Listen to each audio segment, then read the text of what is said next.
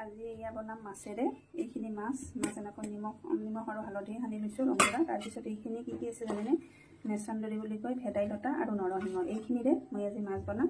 শেষত আপোনালোকক আঞ্জাখন দেখাই দিম বাৰু। মাছখিনি ভাজি আছোঁ। তাৰপিছত এইফালে এইখিনি মই পেষ্ট কৰি ল'ম। পেষ্ট বনাই পিছত আঞ্জাখিনি বনাই ল'ম। অলপমান ইয়াত তেল দি দিলোঁ। তাৰপিছত ইয়াত আৰু পিঁয়াজ মিলি আপোনালোকে যিহেতু খাই আৰু সেইটো দিব পাৰে। তাৰপিছত এইখিনি লগাই দি অলপমান নহৰু দিব লাগিব। ইয়াত নহৰুখিনি মই দি দিছোঁ। নহৰু এটা অলপমান আপোনাৰ আৰু এইখিনি অলপ ৰংচ হ'ব লাগিব।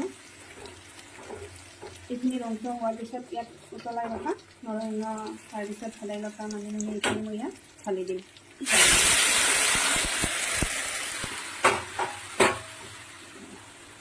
এতিয়া উতলাৰ পিছত আমি মাছখিনি দি দিম।